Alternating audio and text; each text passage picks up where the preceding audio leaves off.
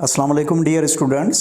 Ninth की mathematics जो है वो कंटिन्यू है और आज की इस वीडियो में before exercise 1.4 we have some laws, we have some theoretical concepts. पहले उन कॉन्सेप्ट्स को समझते हैं, उसके बाद हम एक्सरसाइज का आगाज़ करेंगे। Laws of exponents. पहला जो एक्सपोनेंट का लॉ है that is law of product of powers. Law of product of powers क्या है इसको हम समझते हैं। If a B belongs to real number and x y belongs to set of positive integers. फ़र्ज़ करें हमारे पास ए बी जो है दो रियल नंबर्स है और एक्स वाई जो है वो पॉजिटिव इंटीजर्स है। Then a power x into a power y that is equal to, जब बेस हमारा सेम होगा तो बेस को आप एक बार लिखोगे और पावर्स को जो है वो ऐड किया जाएगा, तो आप कुछ इस तरह से लिखोगे ए पावर एक्स प्लस वाई।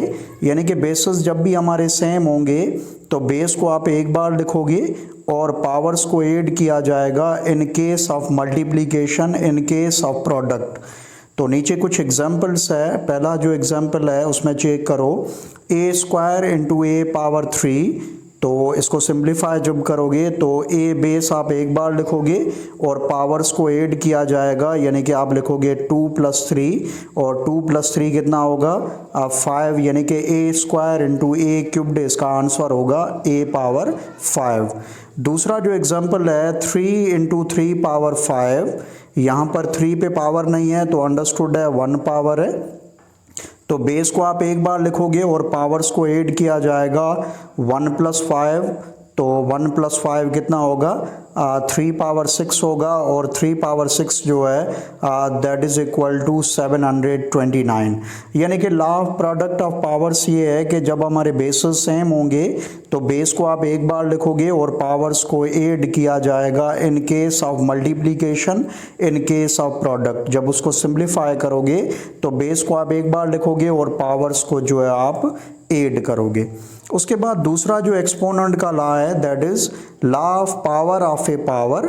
यानी कि पावर होगा उसके ऊपर पावर, उसको बेसिकली हम होल पावर करके पढ़ेंगे। तो इस लॉ को चेक करते हैं क्या कुछ है, थ्योरी में क्या कुछ लिखा है। If a belongs to real number and x y belongs to Z plus, then a power x whole power y is equal to a power x into y. यानी कि ए जो है हमारा वो एक रियल नंबर है और एक्स वाई दोनों जो है हमारे पॉजिटिव इंटीजर्स है। तो हमें स्टेटमेंट जो गिवन है वो है A power x whole power Y. Power पे जब पावर होगा उसको आप होल पावर करके पढ़ोगे और पावर्स को आप आपस में मल्टीप्लाई करोगे, यानी कि x को जब आप y से मल्टीप्लाई करोगे तो ये हो जाएगा a power x y. Let suppose अगर मैं आपको मिसाल के तौर पे दूं 2 पावर 2 होल पावर 3, तो ये हो जाएगा 2 पावर 2 इंटू 3 यानी कि 2 पावर 6। यानी कि पावर पे जब पावर होगा उसको आप होल पावर करके पढ़ोगे और जितने भी होल पावर्स होंगे उनको आपस में मल्टीप्लाई किया जाएगा। And this law of exponent is called law of power of a power. तो एग्जाम्पल्स नीचे एक जो है ना उसको चेक करते हैं। 5 पावर 2 होल पावर 4, तो 5 बेस तो आप सेम ही लिखोगे और पावर्स को आप आपस में मल्टीप्लाई करोगे, यानी कि 2 इंटू 4 कितना होगा इट वुड बी 8, यानी कि 5 पावर 2 होल पावर 4 इसका सिंप्लीफाइड आंसर होगा 5 पावर 8। उसके बाद है law of power of a product. अब law of power of a product क्या है इसको भी समझते हैं। For all A B belongs to real number and N belongs to Z plus. A B जो है वो हमारे रियल नंबर्स है और एन जो है वो बिलोंग करता है सेट ऑफ पॉजिटिव इंटीजर्स से। Then a into b whole power n that is equal to a power n into b power n। यानी कि law of power of a product ये है कि अगर ब्रैकेट में आपके दो ABC के लेटर्स हो या दो नंबर्स अगर मल्टीप्लाइड है और उन पे जो होल पावर है वो होल पावर दोनों के साथ लिया जाएगा, यानी कि ब्रैकेट में जितने भी आपके नंबर्स हो या ABC के लेटर्स हो जब वो मल्टीप्लाइड होंगे तो जो होल पावर है वो सारों के साथ लिया जाएगा, यानी कि वो होल पावर जो है जितने भी टर्म्स होंगे, जितने भी एबीसी के लेटर्स होंगे, जितने भी नंबर्स होंगे, वो होल पावर सब के साथ लिया जाएगा। तो a into b whole power n जो कि बराबर होगा a power n into b power n। तो नीचे कुछ एग्जाम्पल्स है। X y whole power 3, x y का मकसद ये है कि x जो है वो y से मल्टीप्लाइड है और होल पावर 3 है, तो इसको आप लिखोगे x power 3 into y power 3। उसके बाद दूसरा जो एग्जांपल है 8/9 इंटू 7/11 होल पावर 3। अब ये होल पावर जो है दोनों के साथ आप लोगे, यानी कि 8/9 इस पे भी पावर जो है ना 3 आ जाएगा और 7/11 इस पे भी पावर 3 आ जाएगा। यानी कि law of power of a product ये है कि जब भी आपके ब्रैकेट में 2 या 3 नंबर्स अगर मल्टीप्लाइड है तो आपका होल पावर जो है वो सारों के साथ लिया जाएगा। फिर ब्रैकेट में आपके 3 नंबर्स हो, 4 हो, व्हाटएवर हो, होल पावर जो है वो सब के साथ जो है ना लिया जाएगा, यानी कि वो होल पावर सब का पावर होगा। उसके बाद चौथा जो एक्सपोनेंट का लॉ है that is law of power of a quotient. अब law of power of a quotient क्या है उसको समझते हैं। For all A B belongs to real number and N belongs to Z plus then A upon B whole power N, जो कि किसके बराबर है A power N upon B power N. अब यहाँ पर 2 लॉज है, एक है प्रोडक्ट का लॉ, पावर का प्रोडक्ट का लॉ, दूसरा है पावर का क्वोशिएंट का लॉ।